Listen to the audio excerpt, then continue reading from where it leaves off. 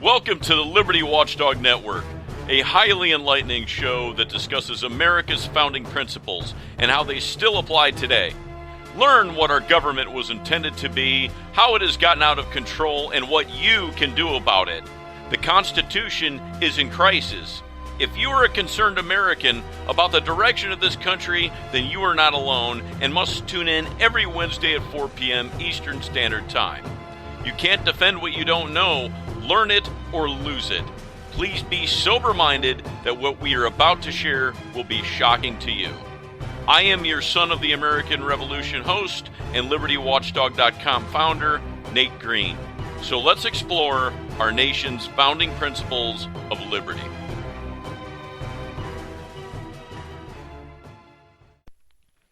Good afternoon, everybody. Today is January 24th, 2018. And I thought it would be fitting today to start talking about what's going on in D.C. Obviously, what's been happening, throughout the past several years is not good. And the latest, what's happening within the FBI in regards to this Russia probe and what's happening is absolutely atrocious and usurping, to say the least. In fact, the New York Post just today put an article out talking about that the evidence suggests a massive scandal brewing at the FBI.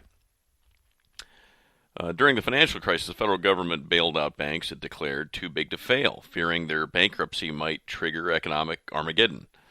The feds propped them up with taxpayer cash. Something similar is happening now at the FBI, with the Washington wagons circling the agency to protect it from charges of corruption. This time, the appropriate tagline is too big to believe.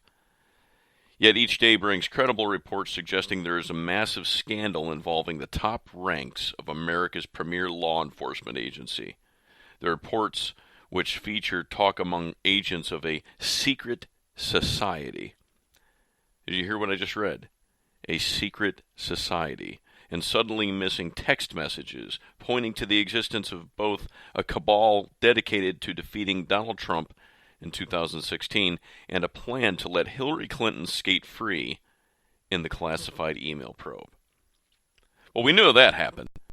We know that what Comey did, or Comey, I call him Comey, was nothing more than just completely illegal and usurping by not answering the questions of Congress when he was interviewed. He completely skated that in regards to Hillary Clinton. We also know that the Clinton Foundation is completely corrupt. It goes deep within the fabric of America. It's tied to many Russian corporations, and it's funded by globalists, as we know in regards to the Malheur National Forest standoff that took place in 2014 in Oregon. In regards to the Hammond land and the uranium rights to this land that were being orchestrated to be handed over to a Russian corporation. And the Clintons were part of that. Some other headlines I'd like to talk about is that a whistleblower declared that there is a secret society. And they held off-state or off-site meetings. So, folks, the Founding Fathers warned about this situation, and many others through history warned about the same thing. Posted here on the internet today is talk of Senator Ron Johnson that the FBI informant says secret society held secret meetings off-site. I'd like to share a little bit more of that with you. An FBI informant has apparently informed Congress that a secret society at the FBI was holding secret meetings off-site after the election of Donald Trump. On Special Report with Brett Baer Tuesday evening, Senator Ron Johnson, representative from Wisconsin, called it corruption of the highest levels of the FBI. That secret society, we have an informant that's talking about a group that were holding secret meetings off-site, Johnson said. There's so much smoke here. Well, ladies and gentlemen, this same smoke exists within your own Congress. They hold secret meetings that are not available to the public. In fact, when they passed, and I want you to look it up, the Super Congress, they handpicked a small group of representatives of maybe 12 members to actually pass law without recorded vote within your own government. So it's almost like the pot calling the kettle black, but nonetheless, there is truth to this corruption within the FBI, and there's truth to corruption within all of D.C., for that matter. Now, as you heard me just mention about secret societies, that's nothing new. You've heard of the Illuminati, and they are a player involved within the governments of the world. The Council on Foreign Relations, the Bilderberg groups, Bilderberg meetings, Bohemian Grove. These are real societies that exist. Go look it up for yourself. They're not conspiracy. This is where elites come together to make decisions, to put people into power that they deem needed for an agenda. So I wanted to share with you that, again, this is nothing new. And long before many of you were born, let me say if you were born after 1958, then you're probably unaware of a gentleman named Dr. W. Cleon Skousen, who was a special agent of the FBI working under J. Edgar Hoover, and part of his job was to root out communism infiltration of communists within our own government. And Dr. Skousen also wrote the backdrop to the Constitutional Boot Camp class, which is the 5,000-Year Leap, which was a book that he put together that he spent almost 40 years of research on, because he had no concise information to share with people of what the meaning of the Constitution was, the Declaration of Independence, God's law, the law of this land. And so this gentleman set out on his own to figure out what was the secret and the principles of the providential principles of liberty that were to perpetuate from posterity to posterity. So I want to take you back to 1958 to a book that he wrote called The Naked Communist. And I highly recommend that you get this book and read it, because it's not anything that's outdated. It totally applies to today, because it has been fulfilled with the prophecy that he spoke of. Little did he know how true and correct his statements were within this book. Dr. Skousen mentioned 45 planks of what he called the Communist Manifesto. Now remember, Karl Marx came up with a Communist Manifesto of 10 planks of communism. And we'll go over that in later episodes, but in a nutshell, these planks of communism, or these purposeful plans to achieve such an agenda, are already completed and fulfilled within our nation. And we can prove that to you, and you can prove it to yourself by just looking at what these planks are, and then laws that have been passed to fulfill those planks. Or usurping laws, I should say. So I also want to share with you that these planks of the Naked Communist, the 45 planks that Dr. Skousen lays out, and he laid them out back in 1958 when he wrote the book, were also mentioned in 1963 under a congressional record on January 10th in 1963. Current Communist Goals, extension of remarks of the Honorable S. Herlong, Jr. of Florida, in the House of Representatives, Thursday, January 10, 1963. Mr. Herlong says, Mr. Speaker, Mrs. Patricia Nordman of DeLand, Florida, is an ardent and articulate opponent of communism, and until recently published the DeLand Courier, which she dedicated to the purpose of alerting the public to the dangers of communism in America. At Mrs. Nordman's request, I include in the record, under unanimous consent, the following current communist goals, which she identifies as an excerpt from The Naked Communist by Cleon Skousen. This was actually put under congressional record, ladies and gentlemen, back in 1963. And it's important of the psychological war to understand that the biggest mistake of the West has been allowing itself to drift into a state of mental stagnation, apathy, and inaction. In some circles, motivations of patriotism, loyalty, and the traditional dream of freedom for all men have been lying dormant or have been paralyzed by a new kind of strange thinking. Authorities say there is an urgent need for a revolutionary change in our state of mind. What is wrong with our state of mind, I ask you? First and foremost, we have been thinking the way the communists want us to think. Our founding fathers would be alarmed to learn how confused many of our people have become over such fundamental problems as coexistence, disarmament, free trade, the United Nations, recognition of Red China, and a host of related problems. Instead of maintaining a state of intellectual vigilance, we have taken communist slogans as the major premises for too many of our conclusions. Let us go down a list of current strategy goals which the communists and their fellow travelers are seeking to achieve. These are all part of the campaign to soften America for the final takeover, and it should be kept in mind that many loyal Americans are working for these same objectives because they are not aware that these objectives are designed to destroy us.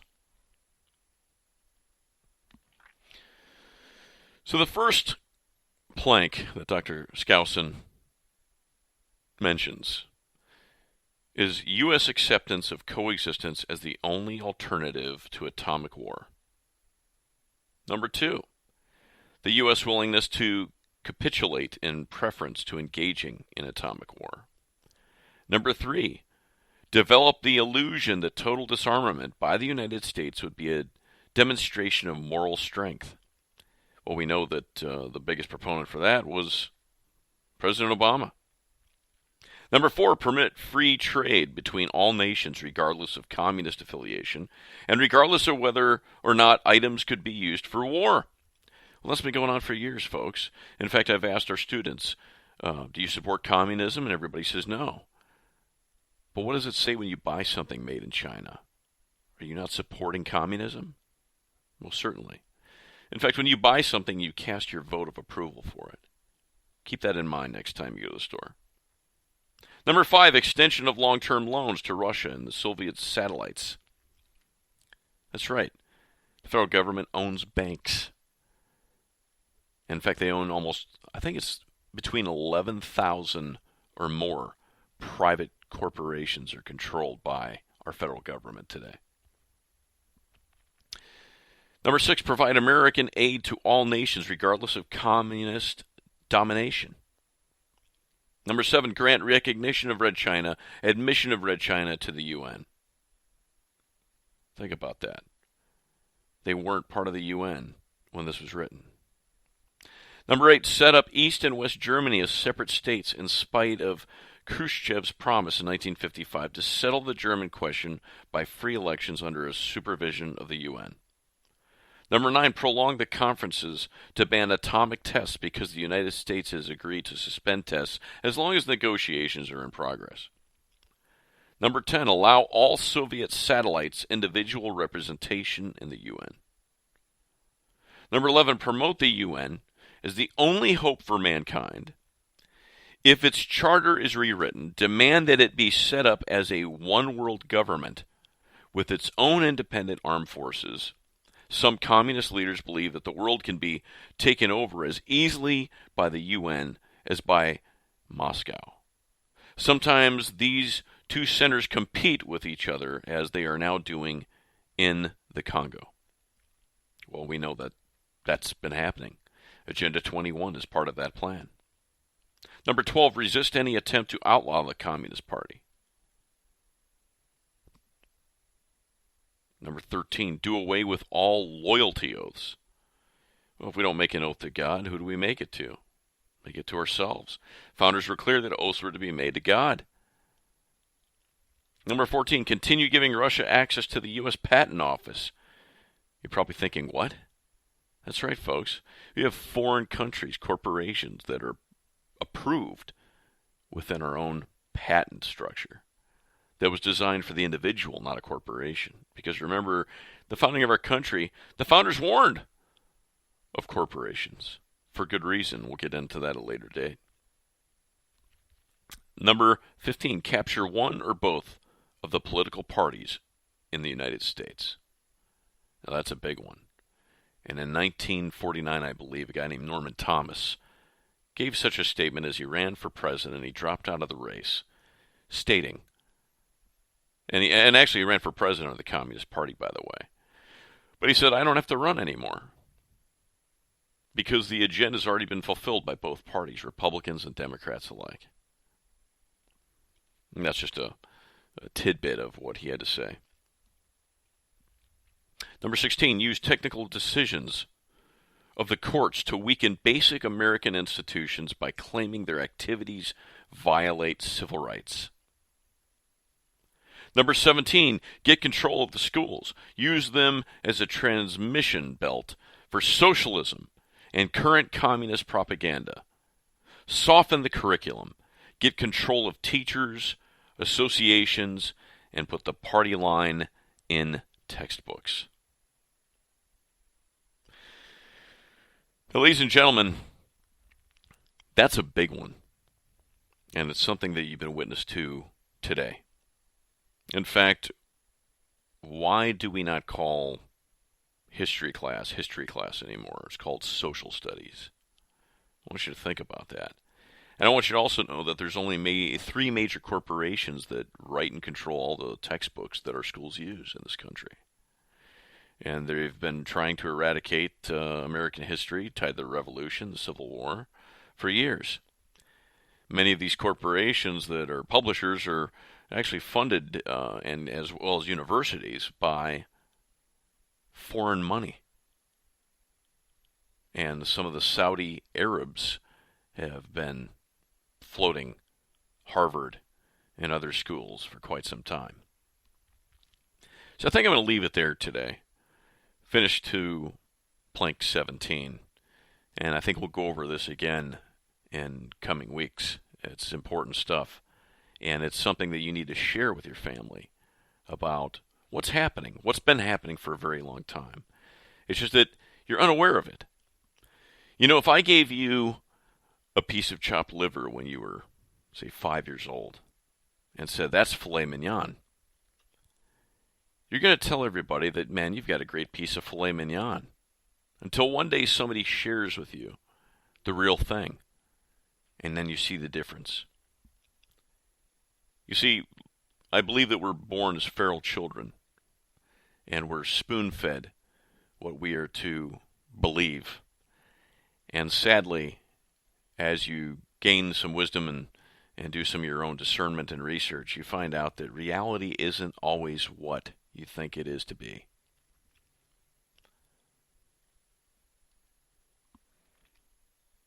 And now I'd like to continue on with our part of our 101 constitutional questions.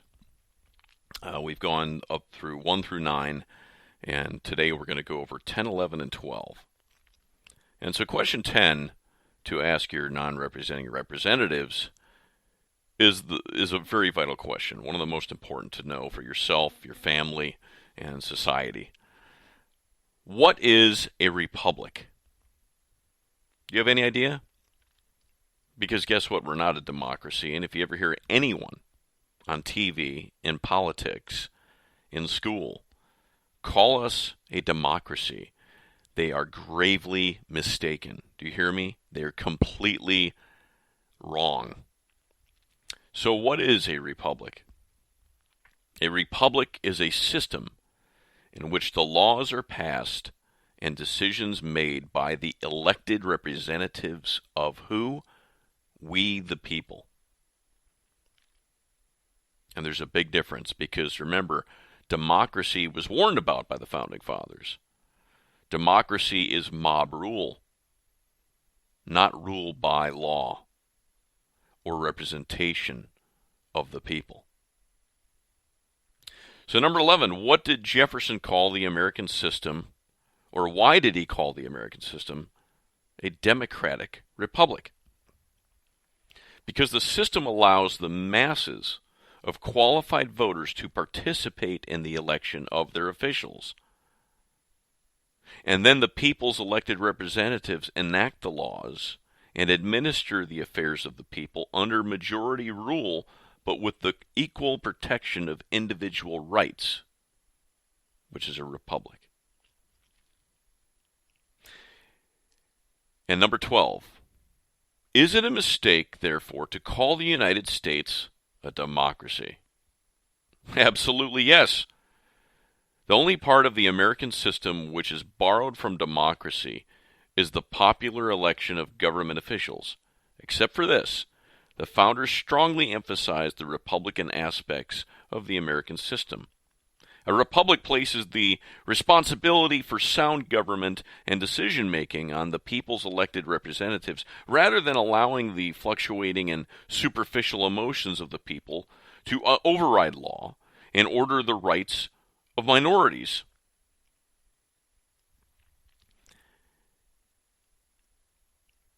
The classic example of government functioning on Republican principles and prevailing over pure democracy would be the case of a sheriff protecting a prisoner against a lynch mob. So remember, a republic places the responsibility for sound government and decision-making on the people's elected representatives, rather than allowing the fluctuating and superficial emotions or opinions of the people to override law, order, or the rights of minorities.